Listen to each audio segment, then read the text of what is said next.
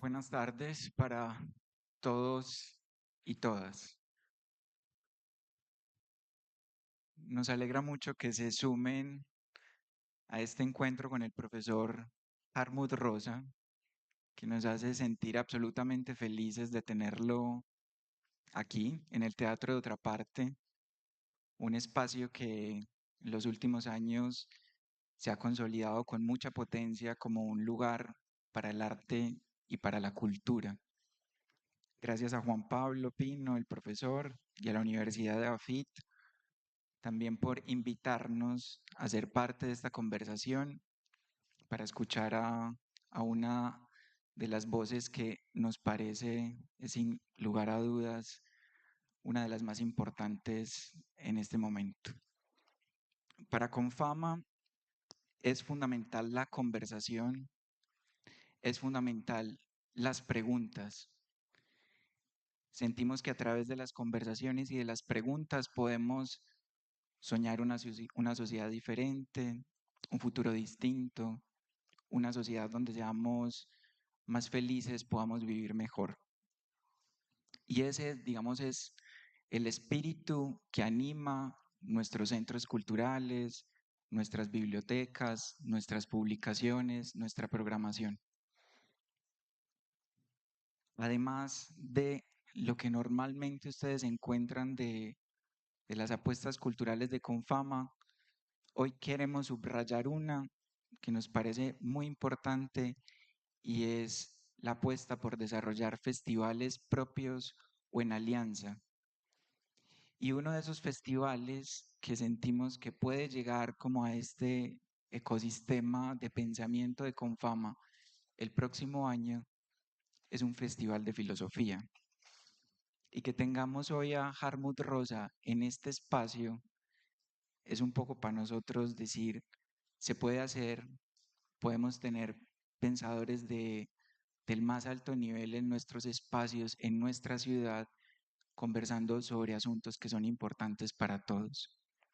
Y el tema de ese Festival de Filosofía que queremos desarrollar el próximo año es el amor. Por eso también la invitación que le hacíamos a Juan Pablo y al profesor Hartmut Rosa, para que desde esta perspectiva de la resonancia que él nos va a desarrollar acá de manera súper rigurosa y profunda, el amor fuera uno de esos conceptos centrales y claves de esta tarde e inicio de la noche. Ese es un contexto, darles de nuevo la bienvenida, agradecerles porque se sumaron y están acá. Y le paso la palabra al profe Juan Pablo para que haga la introducción de este espacio. Listo. Gracias, Juan David.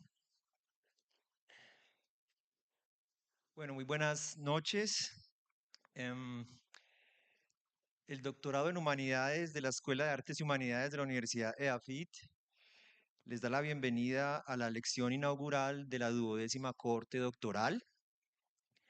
Agradezco la presencia de todos ustedes, de estudiantes, colegas, asistentes y, por supuesto, del profesor Hartmut Rosa, a quien ya mismo presentaré. Antes, sin embargo, me permito celebrar la colaboración entre la Universidad EAFIT y Confama, en particular la interlocución con Juan David Vélez, quien ha contribuido con sus gestiones a que nos encontremos en este bello recinto con Hartmut Rosa, para un evento paradigmático de la vida universitaria y de las humanidades, como lo es una lección inaugural, especialmente cuando el tema de dicha lección inaugural es la pregunta por la vida buena.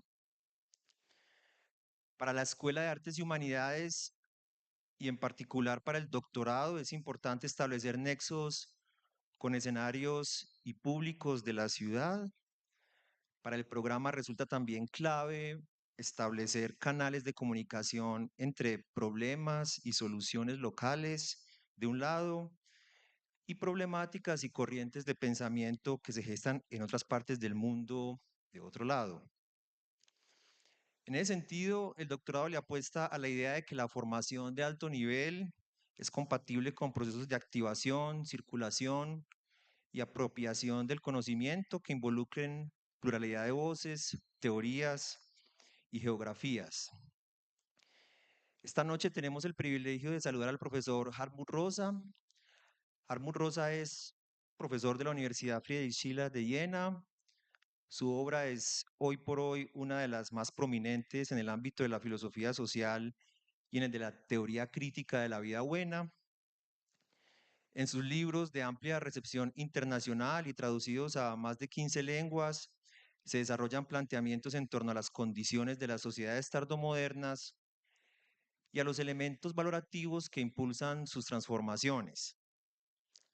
En español contamos ya con varios títulos claves de él, por ejemplo, Alienación y aceleración hacia una teoría crítica de la temporalidad en la modernidad tardía de 2016, Resonancia de 2019, una sociología de la relación con el mundo, también Lo indisponible de 2021, Lo indisponible.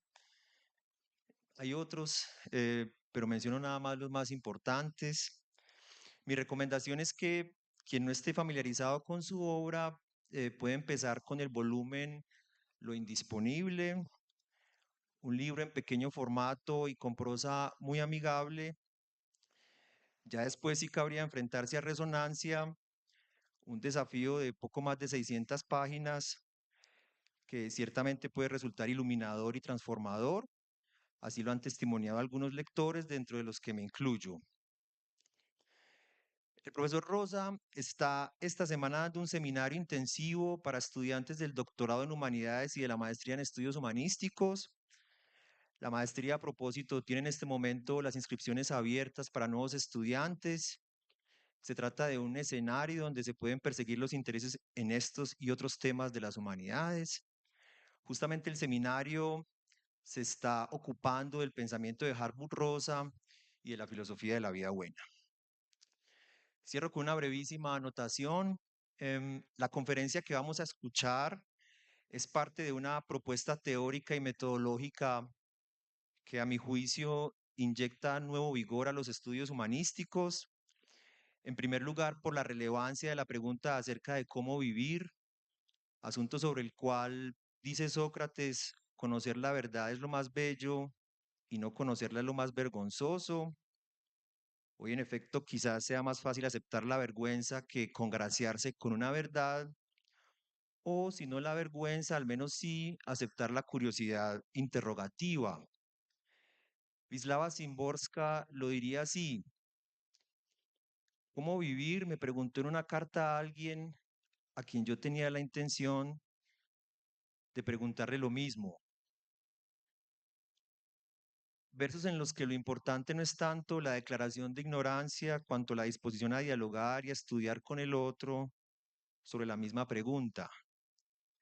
Y en segundo lugar, identifico yo un estimulante aporte metodológico para las humanidades, la medida en que la obra de Hartmut Rosa integra la reflexión y las capacidades de articulación lingüística de la filosofía y la literatura con los hallazgos de la sociología, la psicología, las ciencias cognitivas y otras disciplinas más, como por ejemplo la acústica, campo de donde viene precisamente el concepto de resonancia.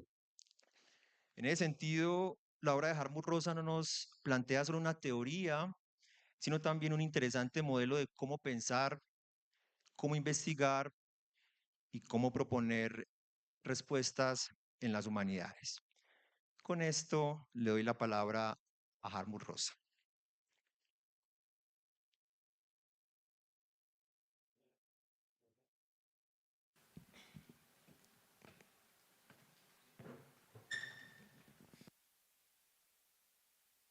Working?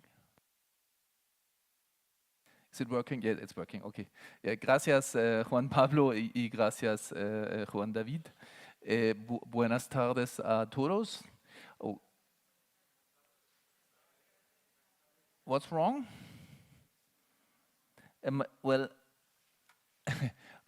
we can have a little light in the audience. I don't see anyone. It feels like It feels like in a totally dark room, left alone. I'm really sorry I don't speak Spanish. I know I should speak. Well, it's too much to say I started it, but I promise I will make an attempt. Next time I come, I'll speak it at least a bit. Right?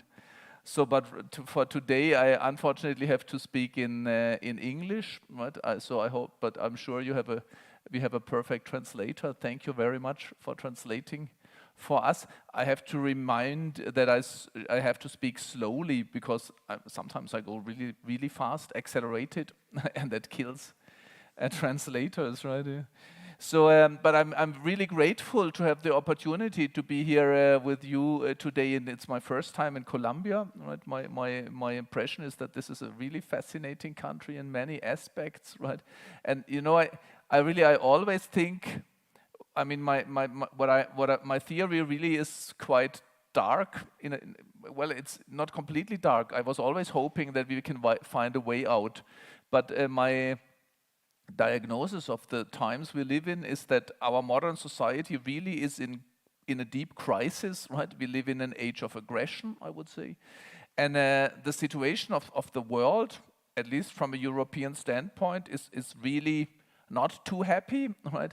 You know, I think we are back to a situation where the plague, like the pandemics, is one of our main problem, and the war coming back to Europe in the Ukraine. So I think if the war and the pandemics, the plague are our worst problems, right? Then we are really back to the start.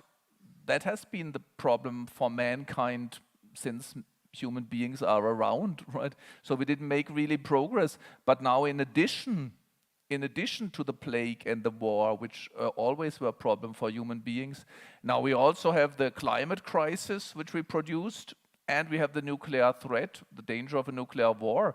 So in fact, the whole history of civilization looks like a step backwards rather than forward. So I think modernity as a form of living is in a problematic state. And it's really true. I give a lot of talks to a lot of people because I want to talk to people from different classes or milieus and different ages and different professions and different parts of the world.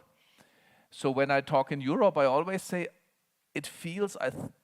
I think that the solution to the problems will not come from Europe or Northern America. They will either come from Latin America or maybe from Asia, or maybe from Latin America and Asia and Africa, but certainly not from Europe. So this is why I think it's very interesting to have the chance to talk to you.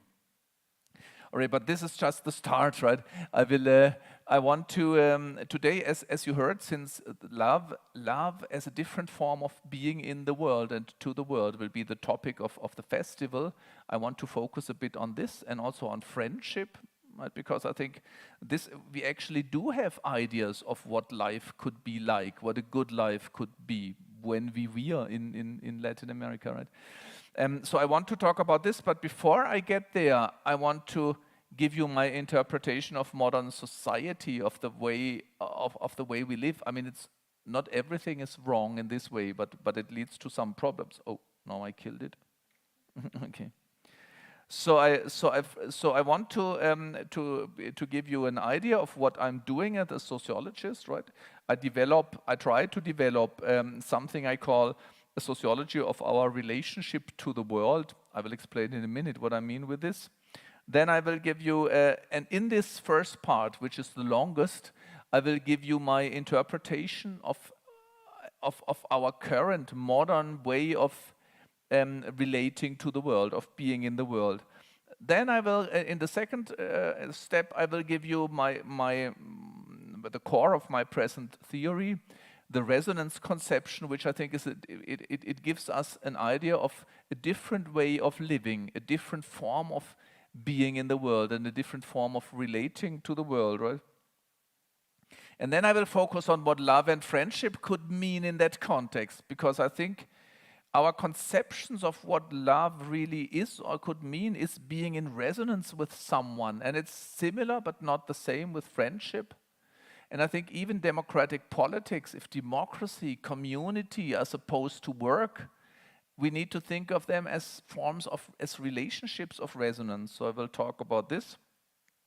And then briefly focus on the difference between love and friendship and on solidarity, which is, I think, it's a third way, a third form of relationship, of relating to each other, which is based on resonance, but there are significant differences to love. And then I will also briefly talk and end, my last point will be on the necessity for a sense of forgiveness, which from the Colombian experience maybe is very important too, right, because of the historical steps. And maybe I'm wrong there, because forgiveness is not so easy, as we know, for example, from Hannah Arendt. Right?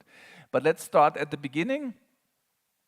I consider what the whole of my sociology as a sociology of, in German I call it Weltbeziehungen, right? And it's not completely easy to translate. Sometimes I would say it's about the relationship between subjects and the world, or since we are the subjects, at least we think of ourselves as subjects most of the time.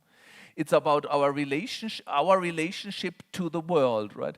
It's a phenomenological starting point. We start with for example, with Merleau-Ponty. He's a French phenomenologist, and he says, our first moment of awareness, of consciousness, right? Maybe for the baby, right?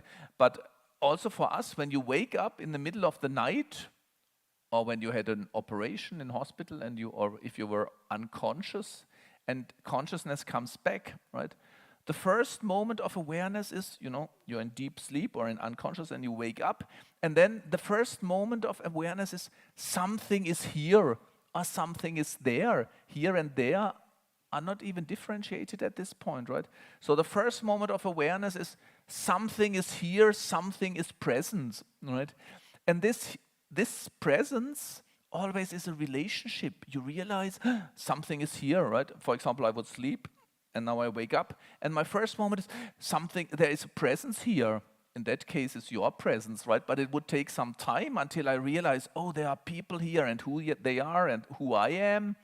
So the first moment of awareness is not, here is me, the subject, and there is you, the world, but there is a presence, a relationship. And then the awareness, I'm Hartmut Rosa, and right now I'm in Medellin, right? It's the second step, right? So the first step is the sense of relationship, an awareness or a presence, right? Something is there, something is present, is the first moment of consciousness and awareness. And only in a second step, out of the relationship, develops the idea of a subject and an object or a number of objects. So my idea is, Merleau-Ponty's idea, phenomenological insight is, that the in-between is the most relevant thing, right? My phenomenology or sociology of self-world relations does not start from the idea, here is me, the subject, and there is a world outside, because it's not that there is a subject and a world which then are related. The relationship comes first, and out of this relationship, I develop a sense of who I am as a subject. There is interesting work, there's a lot of interesting work on this in psychology, child development psychology, for example. But George Herbert Mead, he was sociologist and psychologist, he really explains how a baby, a small baby, right, develops a sense of him or herself through the eyes of the mother or the father, the significant other, right? When it realizes, these eyes, they address me, only then develops the baby a sense of a self, of a me being there, right? It's the eyes and the voice which develops this relationship, right? So the in-between is more important or comes first, has the priority, and only in the second step, it's a subject and a world. And in this relationship is always already embedded forms of interpretation, right? The world is never just given. We always have an interpretation of what it is that could be there. And therefore, what I do is not psychology or philosophy, it's sociology, right? Because I think it depends on our culture, on our way of living, on our prior experiences, how we experience the world out there, right? When you wake up, in the middle of the night, you realize something is there and you don't quite know what it is. but you could experience this something as a threat or a danger. Something is here, right? Like sometimes when you wake up in the middle of the night and have a nightmare, right? Then you feel something is here. Or if there is a knock on your door, that's very interesting. Think of it, right? If tonight there's a knock on your door, what is your first thought? Someone is coming. Then you experience the world as a danger, as a threat, right? But for example, if you were lonely, you might think, oh, someone's knocking, someone is visiting me, right? So you see, this presence, this relationship can be dangerous or threatening, but it can also be kind of welcoming, benign, calling, right? Or it can be indifferent, oh, there was a knock, so I have to look, or hostile. So there are many different forms, and I think it depends on our social situation, on our prior experiences, also on our culture, whether our basic relationship to the world is rather of a danger or indifferent or hostile or dangerous, right? Dangerous or positive, okay. An interesting thing is our relationship, this relationship to the world, the self-world relationship, right, has an active side and a passive side. The passive side is the experience that the world is coming at us, so to speak, right? You don't know what life has in store for you, right? And the active side is that you want to reach out to the world and explore it, right? To walk and move. And here sociology kicks in. It's very interesting because we know from social research that some people have the more, they start from the active side, right? When you talk to young people, for example, having a biographical interview, they could tell you, I want to move out and see the world, right? I want to walk around and find out what the world is and has in store. That's the active idea. I go into the world. But there are other experiences where people would say, you never know what the world or what life has in store for you, right? Then it's not the subject which moves, it's life which comes along, right? That's a more passive-centered form of experience. Gerhard Schulze, he's a sociologist, he says there are some people, subjects who are, or some self-world relationships which are self-centered, I move, right? And then there are other experiences which are world-centered, if you like, weltverankert, centered in the world, where the world comes to you. So what I want to say is,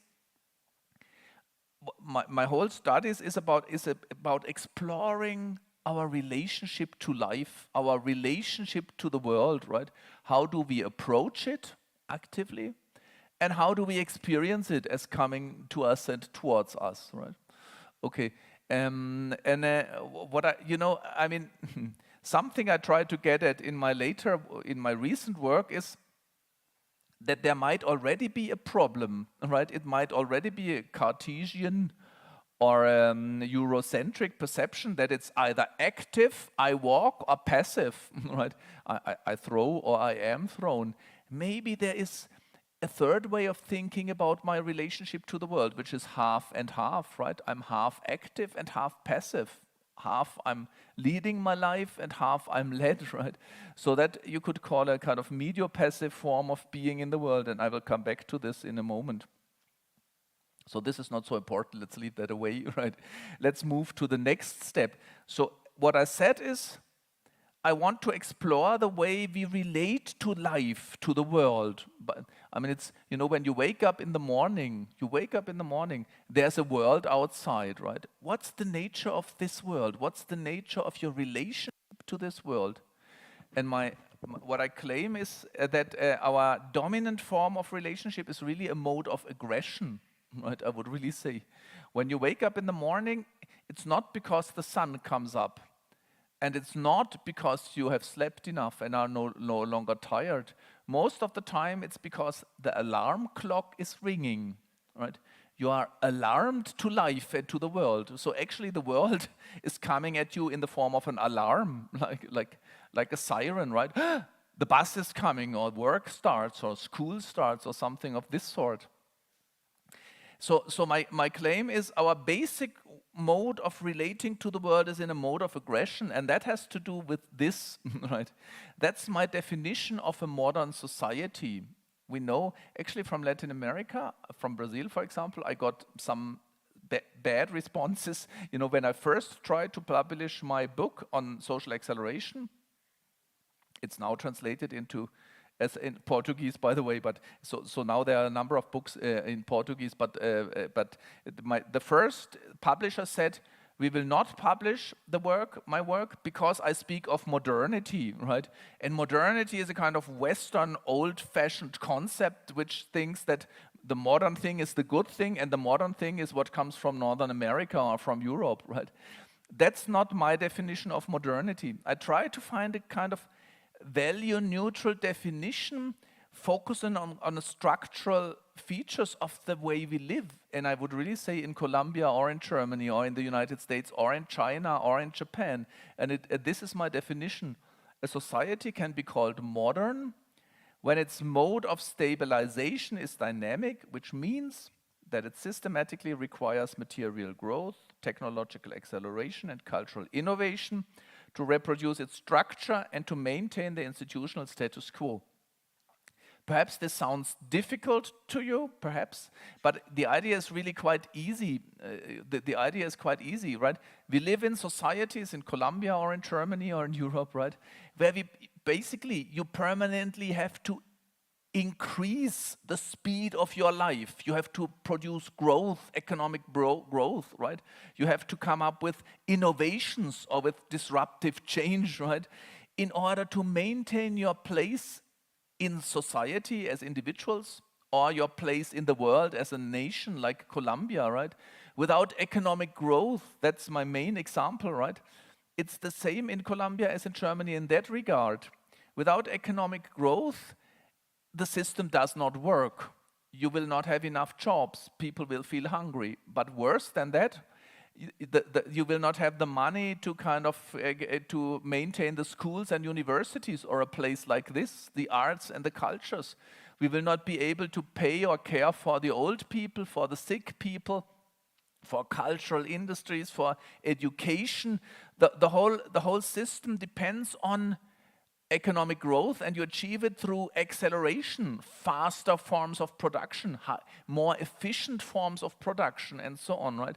So in order to stay where we are, as individuals or as a society as a whole, in order to keep your place, you have to run faster and faster each year, produce growth, come up with innovations, and accelerate the pace of life. That's dynamic stabilization, right?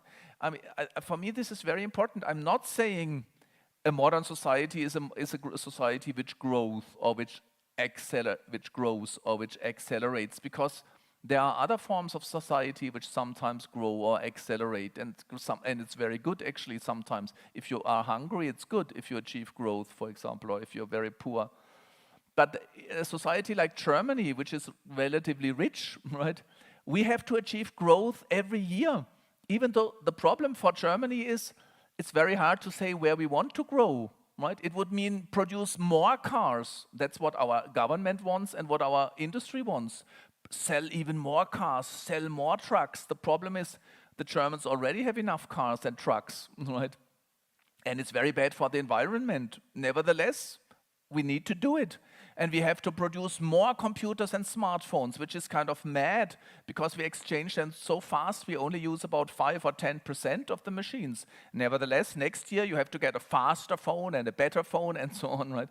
And even with clothing, for example, at least in Germany, we have enough clothes and we have enough food, but we need to produce more clothes, more food, better food, and so on, just to stay where we are. Of course, there are people who are poor, like in Colombia too. Probably there are more poor people in Colombia, I assume. I don't know. But it's not them who get the additional production, right? Because they cannot afford to pay it. So when Germany produces more cars, we don't sell it normally to those who don't have any cars, but to those who already have some cars or a lot of clothes and so on. So basically, I would say this is a very strange system, right? You have to produce more airplanes, more cars, more houses, more computers, more food, even though those who can afford to buy these things have enough of all of this. We are already obese. The average right, person, at least in Germany or in Northern America, already eats too much. But our food industries have to grow, the agricultural industries and so on, and they have to sell the food to those who can afford to pay it, to those who are obese, right? So it's a quite difficult situation, right? And this is why I think the formation, a modern society, is very problematic, not because growth or innovation are always bad, but because we need to grow and accelerate even in segments or in sectors or at points where we already feel we are moving too fast and we have too much, we have produced too much. Okay, so that's the structural definition of a modern society. A society which can only maintain its institutions and reproduce its structures through permanent increase. And of course that has to do with the logic of the capital. Right, it's a Marxian formula. Right, I heard that there's a lot of fear of communism in Colombia too. Right, but you don't have to be a communist, right, to understand this economic logic. It means MCM prime means this formula here: money, commodity, money prime. It means that economic activity only starts when there is a hope to achieve some form of profit or benefit or rent. So a company only invests in a factory or a small shop will only open up if there is hope that you have to invest first to kind of, let's say, a McDonald's. They invest in a restaurant when there is hope that they will get more out of it than they invest in the first place, right? That's the prime here. This small. Let's see whether this works. This small thing here means more money should come out of the process than you put in the beginning, right? And the problem is this goes on and on and on. So it has to be more and more and more, right? That's the logic of capital circulation, and it's only stabilized through permanent investment, right? So it's the logic of increase is already there.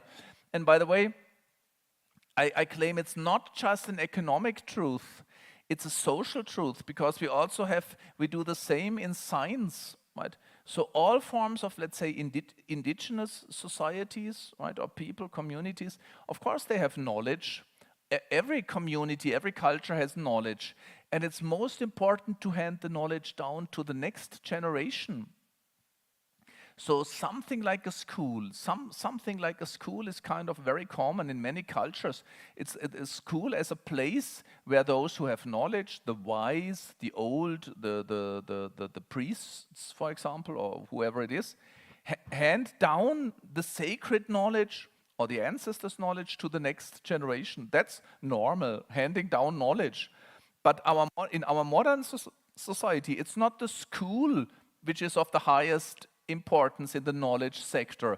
It's the academia or the research centers, the universities, and they promise that they will create new knowledge, better knowledge, right? Original knowledge. So I would claim our knowledge system is running on dynamic stabilization too. This is my own formula. Oh, this is not what I wanted.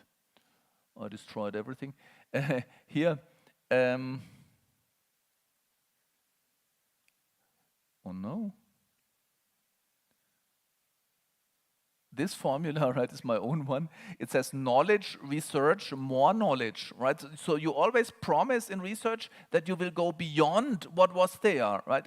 In a university or research academia only work if you promise that you will create unheard of new knowledge. You will go beyond what was there. That's dynamic stabilization. And we have it in politics. Every 4 years, you have to be re-elected by promising some form of increase or innovation. And we have it in the arts, right? Our understanding of art is not reproducing some either nature or some ancient style in the mimetic form.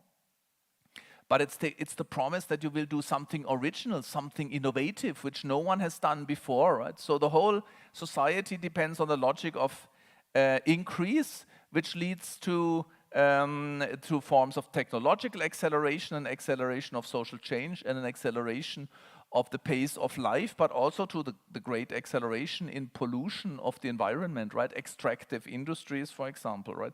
It's overall a modern society or the modern system, a modern formation depends on an escalatory logic of accelerating, innovating, moving beyond, pushing the borders. Otherwise, we cannot maintain our own our form of life. Now, as I said, this leads to, for us, the subjects. My question is, how do we relate to the world? What kind of relationship does this mode of life create? And my idea is that we as individuals, it's we, the subjects, you and me, who have to produce growth and acceleration and innovation all the time, right? But I think we are not so much driven by greed. We are driven by fear. I think this is very important for me, right? The subjects in the society, it's not true that we always want to have more and bigger cars and better smartphones. It's a bit true to some extent, but underneath the greed lies fear that you are not good enough, that you are not fast enough, that you are not innovative enough, right? So I would really say individuals as well as groups and institutions and whole countries, even countries, are always afraid that if you don't invest in the infrastructure, Colombia will fall back. If you do not invest in education, Colombia will not be able to compete with Brazil and all the other countries, right? So I would really say selves as well as institutions are mainly driven by fear, but it's not just this. We are also driven by the hope to expand the horizon of what we can make available and attainable and accessible. That's the positive side of the modern form of dynamic stabilization, right? I'm asking, what kind of relationship do we develop to the world?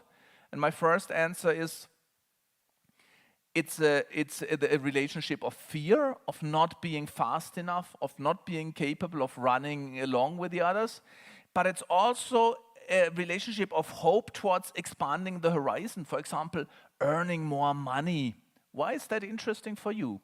Because if you earn more money, then you can maybe afford a flight to Rio de Janeiro, or Rio is not so far from here. I always say Rio from Germany, it's quite far, right? But you can fly to Tokyo and New York and other places. So if you have a lot of money, the world comes within reach. Or also the big car, the Chevrolet comes within reach, right? Or the great house, the nice house in the best part of Medellin, right? You can afford. So money increases your horizon of what you can make available, attainable, and accessible. And it's not just money, right? Why is a smartphone so incredibly attractive to us? Even though it's really bad, it makes us systematically unhappy, but we kind of cannot resist. I cannot resist all the time. And it's because it vastly expands my horizon of what is available, attainable, accessible. Right? With this magic thing in my hand, all my friends are available with just 1 or 2 clicks, right? But also all the movies, just 2 clicks away, all the music, just 2 clicks away, right? So it's kind of irresistible because it makes the world available, attainable, and accessible. But overall, my idea is that this creates, well, on the one hand, a kind of self-closed off against the world, but my main point is it creates a mode of aggression towards the world. We want to have it, to buy it, to control it, but we are also forced in our relationship towards things and towards the world. It's a relationship of, actually you can see it, as I said, in the morning, it's the alarm clock, which wakes you up. But then you have a very long to-do list, things you have to do, right? I have to write that person, I have to fill in that report, I have to write a new application, I have to buy something, I have to get rid of it, I should work on my body, right? It's not nice enough, it's not fit enough. You should work on your mind and practice mindfulness and yoga and so on. So even yoga and mindfulness are at least in danger of becoming points of aggression. Something you have to do, something you should become better at, and so on, right? So in the end, well, I don't want to go into everything because I put too much on my slides. I didn't quite know what to focus on, so now I know, right? So sometimes we go a bit faster than what I say. But basically, the mode of aggression has this form. Max Weber says, quoting Benjamin Franklin, that modern subjects always remember that time is money, right? So not being lazy, not working means you waste opportunity for making money. Now I think for you and me, probably, money is important, but it's not that important, right? So on the weekend when you're at home, most of the time you don't think I'm wasting money. But it's not just money which we need to accumulate. It's also, for example, health, right? Remember that time is health. And therefore you feel bad if you just sit at home watching the TV because you think, I could go jogging, for example, or you could go to the gym or for a walk or for a swim or so, or you could do something else which is healthy for your body, right? So not doing something gives you the feeling that you waste not just money, but you also waste your health or your looks, right? I mean, bodily capital is health, but also but fitness and appearance and so on, beauty. And you also think, oh, time is social ties, right? So when you sit at home on Sunday, you think, oh, maybe I should call my friends, or I should call my neighbors or my colleagues, right? Or write to them. So this creates a permanent feeling of I should do something to keep in the dynamic stabilization logic, right? Either you do something for money, or you do something for health, or you do something for social ties, or you do something for your cultural capital. Remember that time is knowledge or cultural capital or education. So when you sit at home, you could learn some English, good idea, right? Or some Spanish, or some French, or some other things which you need to know, right? So all of these things, we have the feeling we should work on all of this. And the result is a mode of aggression towards life and towards the world. And you see, this is my main point here, right? My claim is, in modern society, we as individuals and as collectives basically develop a form of relationship to the world which we can define as a mode of aggression. And you see it in three spheres, so to say. On the macro sphere, we live in aggression towards nature.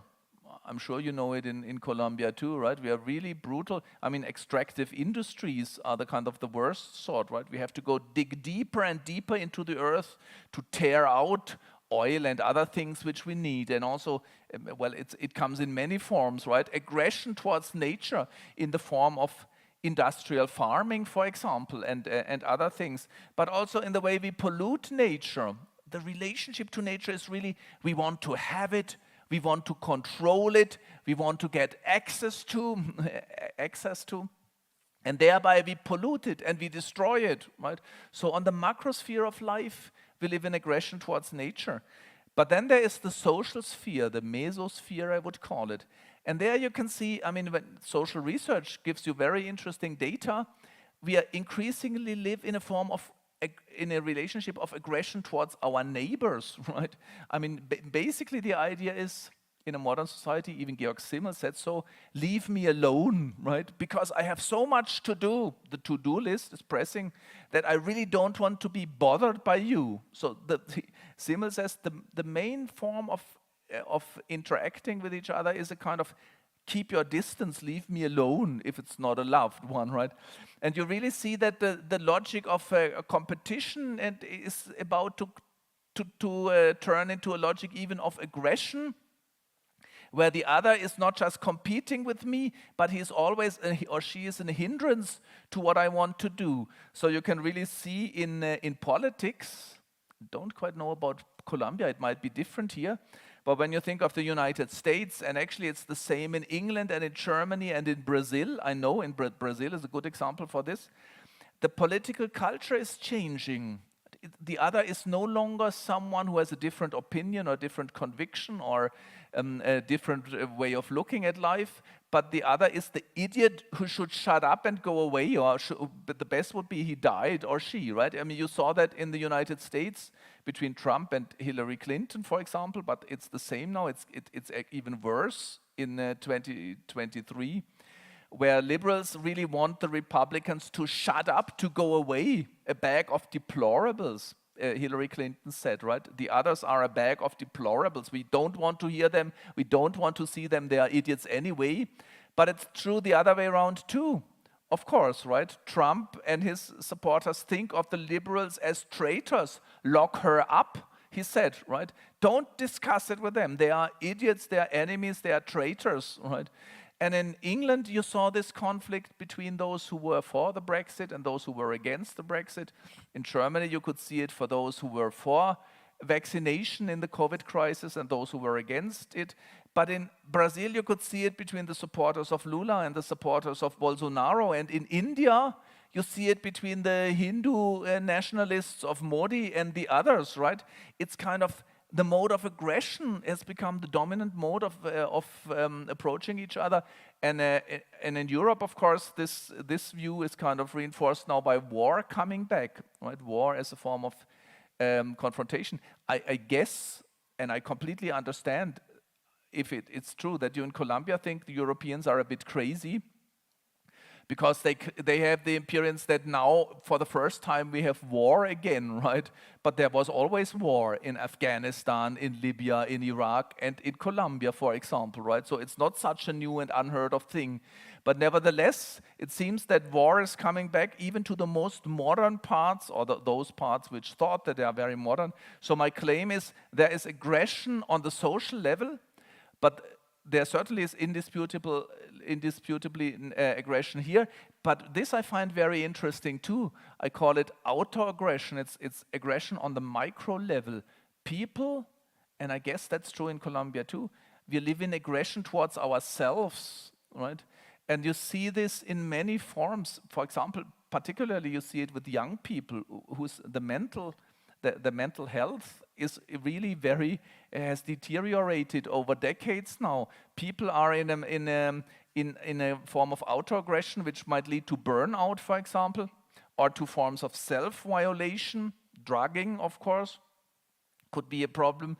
But you know, the data of social science tells us that modern subjects from year to year in our societies don't feel okay with their bodies and with their minds. They permanently, well, actually, the levels increase where people say, I'm not okay. I want to look differently, right? I want to be fitter, smarter, brighter, whatever. And I think this autoaggression leads to, actually, you can show the connections, I believe, to burnout on the one hand, but also to stress-related diseases and forms of autoaggression, like eating disorders. And some doctors told me recently, for example, there's a lot of interest in psychosomatic diseases, that, you know, autoimmune deficiencies are increasing. It's kind of aggression of the body against itself. So maybe I'm not sure whether you agree with this, we can discuss it later, but my claim is that the logic of dynamic stabilization and the fear and the hope which go together with it create a mode of life which is dominated by aggression, which makes people systematically unhappy. It's not the good form of life, right? Now let's move to the second step. What I want to say is that there is an understanding that there is something wrong with this form of self-world relationship. We do have counter concepts. We have ideas of another way of being together, right? One, of course, is the idea of different form of social relationship, namely love. People yearn for the relationships of love. And even, you know, when you watch Hollywood movies, Disney movies, it's really incredible. I just watched on the plane to Medellin, right? I watched Christopher Robin. I'm not sure whether you know this. It's a Disney movie on Winnie the Pooh, basically, right? So Christopher Robin, the hero of Winnie the Pooh, he was a child in the original novel, but in the movie now he has grown up. And he clearly lives in a mode of aggression. You can really see this. The company is very bad at him, so he doesn't have time for his wife and his children. And in the end, of course, then Winnie the Pooh, the bear, comes back to him, right? And reminds him of a different form of life. And as it's always the case, in the end, the Disney movie says, it's the family, his daughter and his wife, which provide a different sense of life.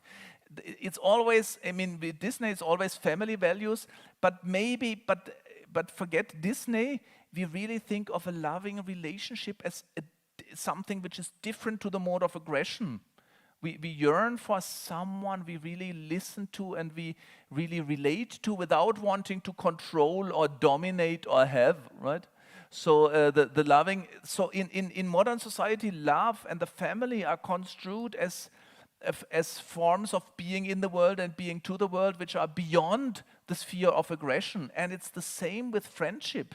And again, in the last couple of years, there have been a number of movies and novels, like the Intouchables, right? Les différentes approches du monde is the title.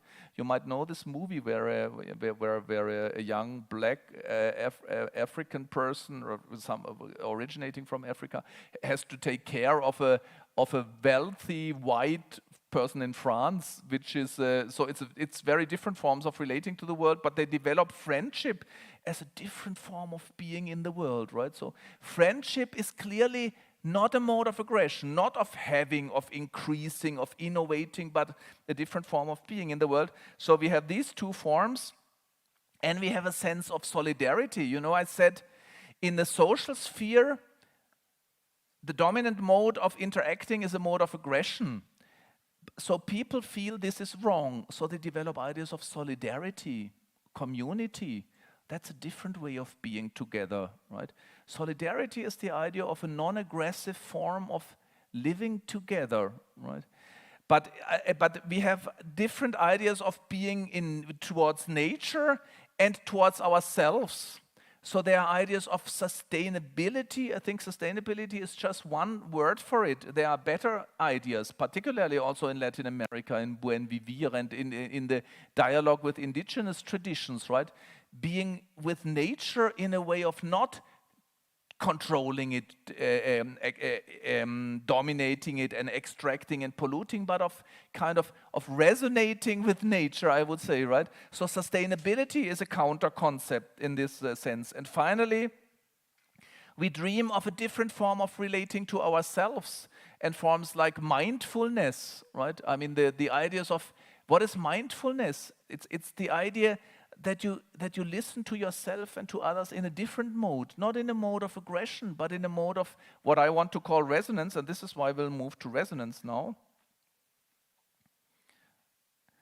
So what is resonance? Resonance is an alternative to aggression, I would say, and as I said, it's a form of relationship to the world which you all know. I would really say it's the most human form of being in the world. Resonance does not start with something we do. All the modern conception of life always starts with something you do, right? Get something, learn something, work something, be mindful, do yoga, go for jogging, do something, right? But resonance starts when you stop. In German we call it aufhören. Listen up means to stop, right? And then all of a sudden something is calling you. For example, you know, what I call the mode of aggression leads to forms of alienation. We work all day, but we really don't feel well. It's like, go away, I have to do this, I have to do this, I'm really exhausted. And maybe you sit here in a mode of aggression, or in a mode of alienation. There's an easy test for alienation. You can find out whether you are alienated right now. And this is when you ask yourself, what am I doing here, right? How did I get here, right? So if you're asking this, then you're in a kind of, at least in a form of semi-alienation, right? And it changes to a mode of resonance when all of a sudden something happens. Someone makes a remark, or you see a person you like or so, or you hear something which you find attractive or interesting. Then the resonance starts, something affects you, something speaks to you, right? It can be some music you hear, it can be a person you see, it can be a thought you get. And you know, it might even be something I say and you disagree with it, but you find it interesting and you say, wait a minute, that's not right, right?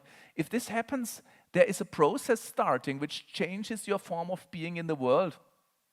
All of a sudden, it's like, you know, it's like dynamizing the relationship to the world, but it's different form from dynamic stabilization. So resonance starts with something affects you, something touches you, something speaks to you.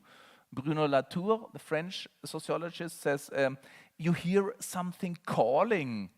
This is what happens very rarely in our lives, but sometimes it happens. It can be an image on the wall and you think, this is speaking to me. Somehow it affects me. I see something there. I don't quite know what it is.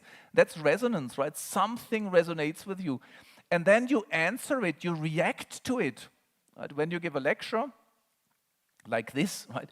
Or if you teach in class, a lot of you might be teaching. Very often you have audiences which are rather alienated. For example, pupils, students, right? They are bored, right? They work on their cell phones, for example, or they are really tired, or they leave, right? Or they might even be hostile, say, oh no, go away.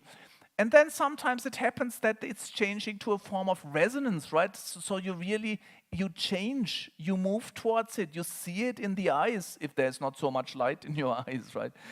You can see it in the eyes that there's a connection. So resonance is not only something that touches me.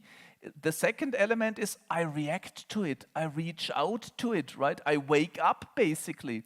So Latour says, this is the moment when you feel alive. It's really true, right? This is when the good life starts. You feel alive when, on number one, something touches you, maybe some music, some image.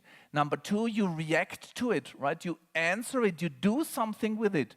And to do something with it does not mean harmony and agreement, right? It just means there's a process starting, and as a consequence of this process, you don't stay the same, right?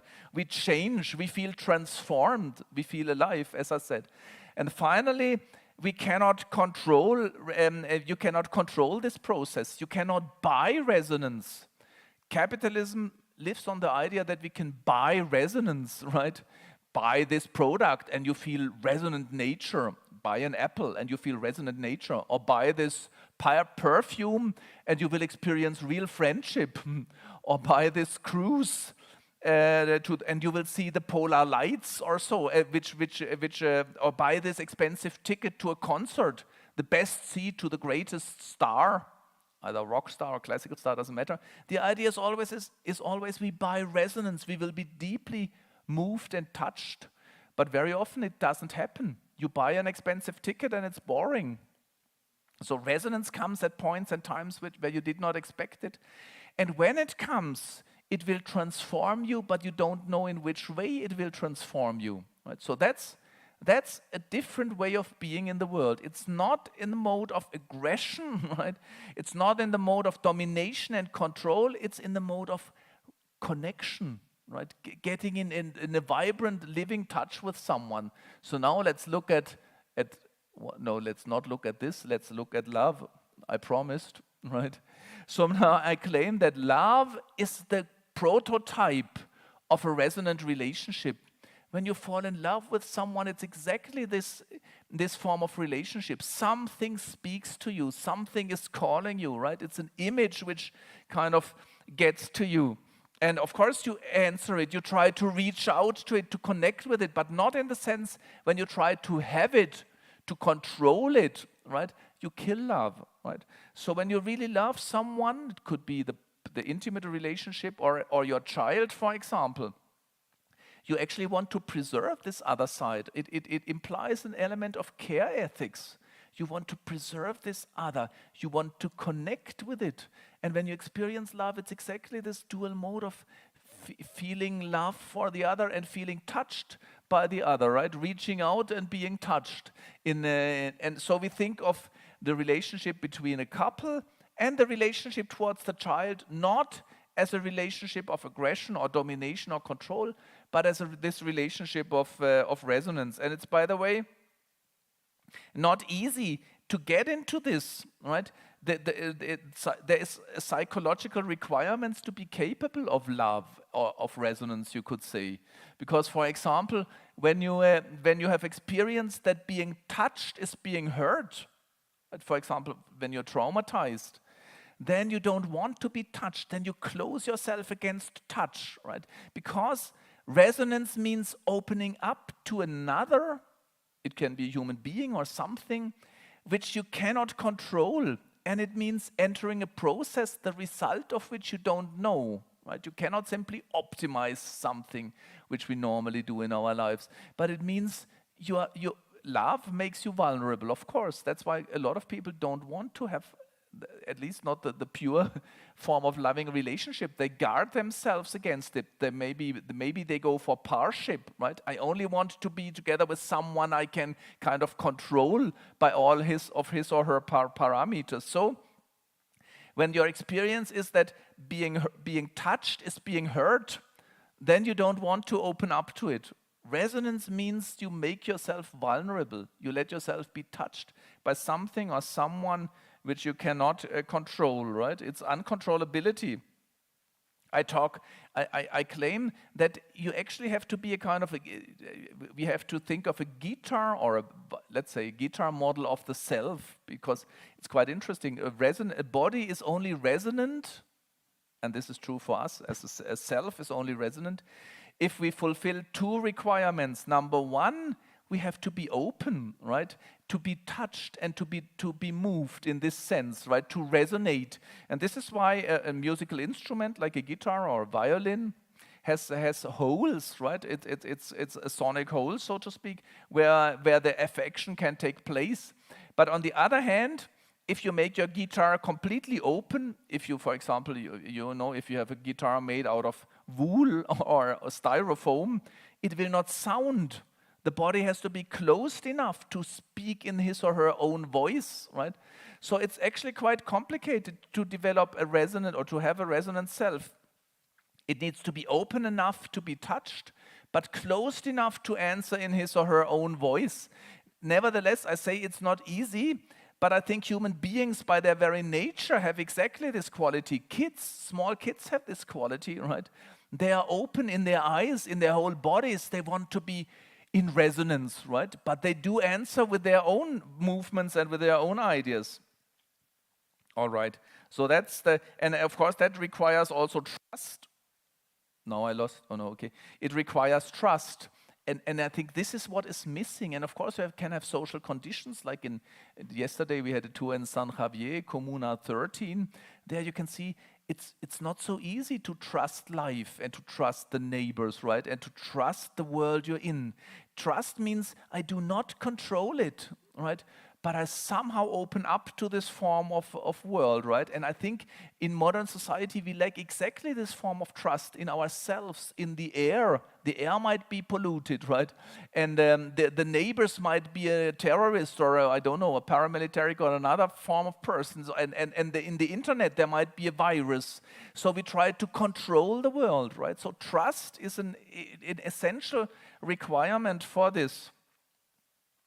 And what I really find interesting, let's forget about Løgstrup. I thought I'd bring him in. He's a Danish philosopher, which I read recently, Knud Eilar Løgstrup, The Ethical Demand. And he has very interesting ideas, which I would say are very much ideas of resonance, but we don't need it tonight, right? But something I find really interesting is, and there we might learn from Colombia, right? This is why I say that the solutions might not come from Europe. Because in the mode of aggression, as I said, we are always either active or passive. I throw or I am thrown. But forms of resonance are in between. We can call it in philosophy or in linguistics, medio-passive forms of being in the world, where we are active and passive at the same time, where you cannot actually say, is it active or is it passive? And think of love. If you love someone, is loving active or is it passive? Of course, the grammatical form is active. I love you, right? But the experience is just as much passive, right? It's something that happens to me. I can't help it, right? It's something definitely getting to me, right? So love is right in between the active and the passive. It's medio-passive. It's like, I love this practice of dancing. There are some forms of dance. It was a student paper I read which gave me this idea. I found it really great. The student said, dancing is a kind of resonant activity. You have to feel the movements of the other, and sometimes you guide the other, and sometimes the other guides you. So it's a sequence of listening and answering. And I like this idea, and I discussed it with a student. And then we realized that the best moment in dancing is when you cannot tell whether you are leading or whether you are led, right? It's the in-between which is taking the lead, right? There's this famous poem by Yeats who says, I think it was Yeats, right? Who can tell the dancer from the dance, right? So, and it's the same in doing music sometimes, right? If there's a band of musicians improvising a piece of music, sometimes the trumpet player might have the lead, or the guitar player, or the singer, right? But sometimes you cannot tell whether you are having the lead or whether you are reacting, because it's the music which is playing in the in-between. Hannah Arendt calls this the moment of natality. The new is born in the middle. And I think if in events like this, it's the same, right? As long as it's my idea and your idea and his idea and her idea, probably we say what we always say. But if resonance happens, then a new idea pops up, and the new idea is the result of your idea, your comment and your question and your answer, right?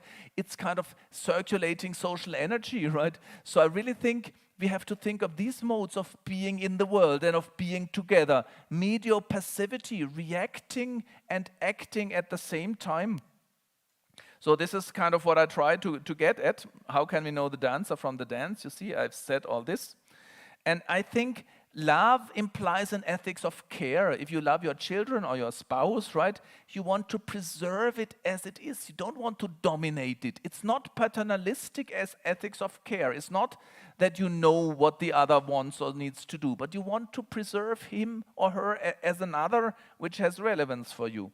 Now let's briefly look at friendship, and then I'm getting towards the end because I'm talking too long already.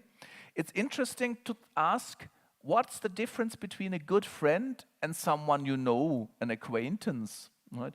I find this an interesting question, and my claim is that the difference really is that when we want to be touched by friends and transformed, right? So friends are those who tell us things we don't want to hear, right? They are really important because it's an independent voice which we are in resonance with. While acquaintances are just people we can actually make use of if we want to borrow, borrow a guitar or the car, if our car is broken also, right? So the difference is that for friends, we really hope that they listen to us when we have a problem, for example, or they listen to us when we want to say something, but we also want to hear them. We want to hear their voice, and we know it's not harmony and unity, it's resonance. Someone answering and caring, right? So we want to be touched and transformed by friends, but not by acquaintance. And also, friendship is very interesting. I think friendship is getting more and more important in a dynamic society, in a society which only stabilizes itself dynamically, where we might lose friends families very quickly. And also, there's the tendency to think of the family as a kind of closed realm of people. So friends are axis of resonance into a wider horizon, into the wider world. So they are very important in many aspects. And it's quite interesting when you think grammatically, friendship is of course medio-passive. You cannot say if you are friends with someone, is that active or passive? Doesn't make sense, right? It's medio-passive. There's not even a word for it. I cannot say I friend you, right? Friendship is not something I do or something you do. It's in between. There's friendship between us, right? So friendship is a mode of relationship which is by its very nature non-aggressive, right? If it turns really aggressive, then it's a kind of damaged friendship. It's not the real idea of friendship. And by the way, what I find very interesting, I've just written a small book on heavy metal. There's a great Colombian film on heavy metal. You know this one, Iron Maiden. It's called The Night of the Beast, I think, something like this. But when you think of rock music, right, the conception of a rock band is really, it's a resonant entity, right? It's the in-between. Our idea is with the Beatles or with the Rolling Stones or with Pink Floyd, the music is created in the middle, right? It was between McCartney and John Lennon, or Mick Jagger and Keith Richards, or Roger Waters and David Gilmour, and the others, of course. It's a very complicated resonant entity where people listen and answer and struggle, but create natality, the new, the creative process is the in-between, right? And again, there were moments of aggression, Deep Purple, between John Lord and Ian Gillan and Richie Blackmore. But it's a form of the aggression is not in the sense of I kill you, right? It's in the sense of I'm still open to your ideas. I react to it. I respond to it. It's a high energy interaction. That's what resonance is, and it can come in the form of a family or in the form of friendship. And it's interesting to think about the difference between friendship and love, by the way, right? I mean, love, of course, is relationships towards your husband or wife or your children, which is in your everyday life sphere. While friends are those which are in the extraordinary life sphere, right? Friends are those you meet on the weekend or in the evening, right? In oases of resonance. That's quite interesting. So friendship is freed of the coarse chores of everyday life and of its troubles and negotiations and so on. And friendship is not institutionalized, right? I mean, your kids are legally your kids and you legally care responsibility for them. And if you're married, it's a legal institution. Friendship is an informal form of resonance. Therefore, sometimes it can actually be more resonant than family spheres. In Schiller, the German poet, he actually says, pure resonance really is friendship. And there's this famous poem, I don't know whether you know, The Pledge, where he really says, only in friendship the true essence of humanity can be seen. But when you read the poem, what does he want to say? It's actually literally being touched by the other and caring for the other. It's a relationship of care which comes by listening and responding. Okay, so I don't want to talk about this. Let's talk about that. What about solidarity? That's different from friendship. Why is it different? Because it's a relationship towards other people whom you are not affected by in the sense of love, right? If you love someone, it's actually his body and mind that speak to you, that touch you, that connect to you. Solidarity is a form of relationship to people I don't love or like, right? So it's a different form of, but I claim it still is resonance, right? Because even without resonance, right? That's the problem. Well, that's wrong. I don't know what I wanted to say here. Resonance does imply care for the other normally, right? But what about people who might be your neighbors or people who might not be your neighbors? They live on the other side of the city, right? What kind of relationship do we have towards them? Of course, you might have the inclination to say, I don't care about them, right? They are stupid anyway, either because they are rich or because they are poor, maybe, right? But the problem is that this leads to what I call dispositional closure.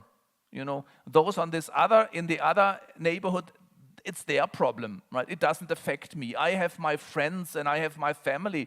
Those are my axis of resonance. These other people there, I don't care about them. Maybe they don't belong here, right? And now my idea is that if you say this, I don't care about them, right? The immigrants should go away. Then I really think, it's big discussion in Europe, right? Just look at my face and my hand and my eyes and my voice. They should care for themselves. It's closure, right? I don't want to be called by them. So I really think this, resonance, being capable of entering into a resonant mode of being in the world, means you have a kind of, I call it now, wide-angle attentiveness. I hear your call, right? I see it in your eyes that you are hungry, right? If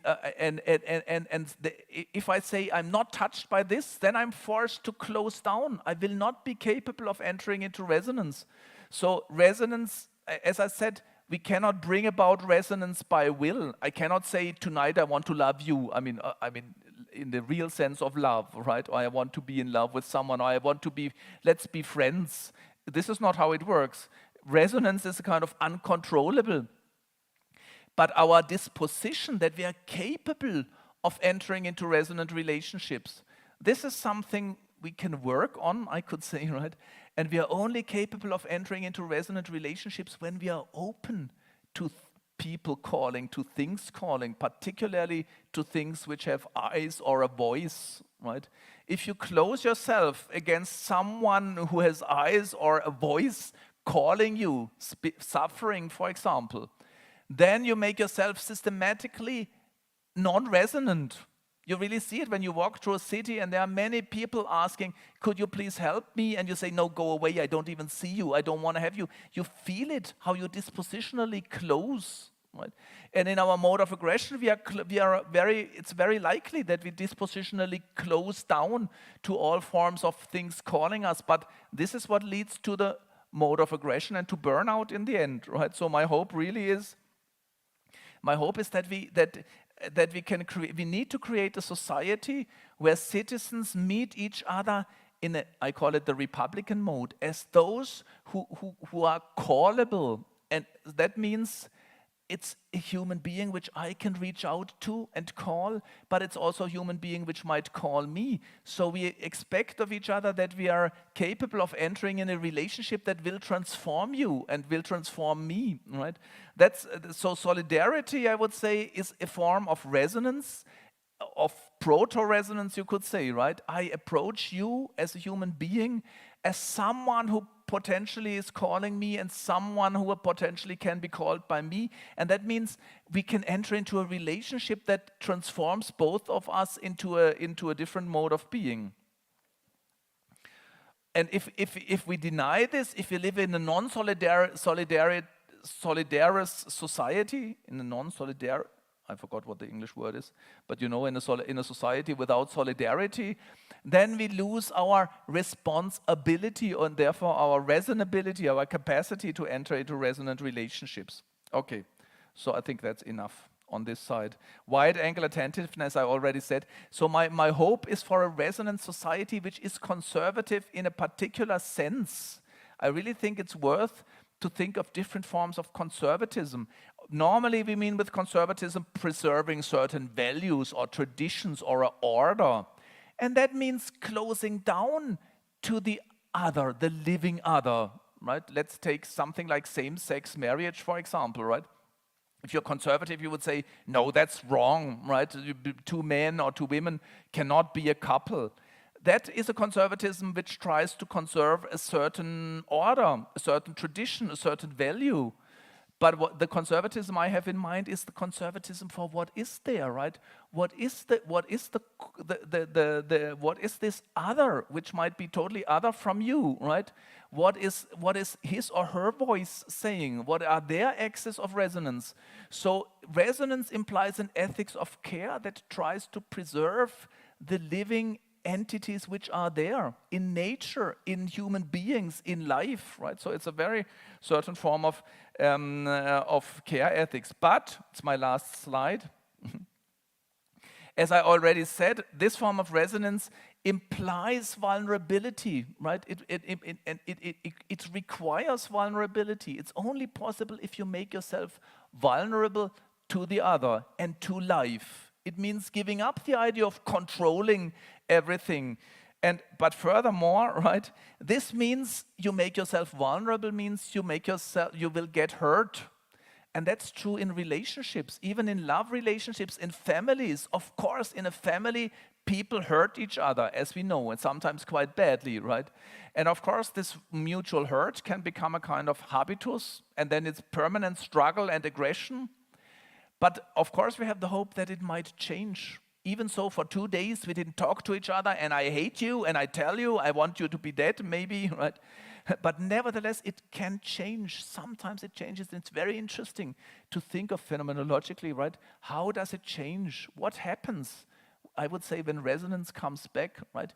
Maybe you see it in the eyes, you see it in the body. It's no longer closure, I want to hit at you. It's all of a sudden, it might, very often it starts with the eyes. Now I open up, I'm ready to hear you again, right? I'm open to enter anew into this process. I mean, Hannah Arendt writes very well about this, right? She says, the normal chain of interaction is you hurt me, I hurt you. Then you hurt me even worse, and I will hit at you even worse, right? And that's the logic of social conflict too. And Arendt says, natality means that human beings are capable of stopping chains of interaction, of starting anew. And starting anew for me means re-entering into a process of resonance. re-entering in a process where I want to listen to the other, right, and open up to the other. And that, of course, requires a moment of forgiveness, I would really say. And it might be interesting in conflict situations like you have experienced in Colombia, right? Re-entering, reopening up axes of resonance which have been closed, getting out of a mode of aggression into a mode of resonance, of Republican resonance, maybe, which means I am ready to open up to the voice and the eyes and the needs of the other, and to answer and to enter into this process of permanent mutual transformation, right?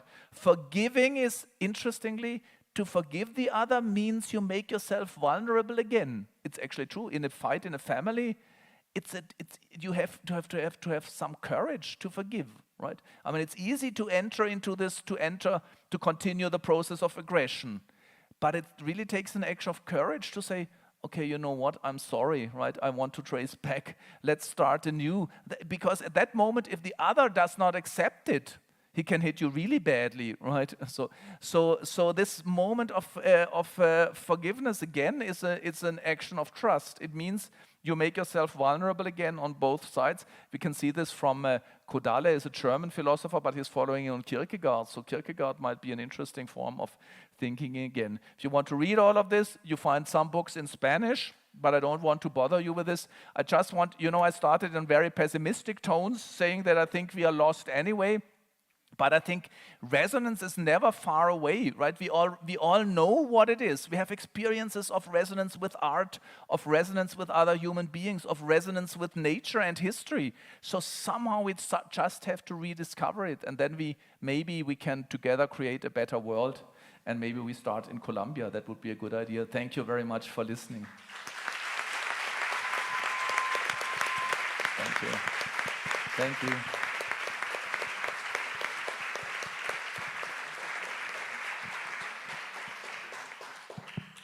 I probably spoke for too long. Penso que fue. Okay. I think it was okay. We have time for 2 questions. Someone would like to ask a question? Who would like to ask a question? You, okay?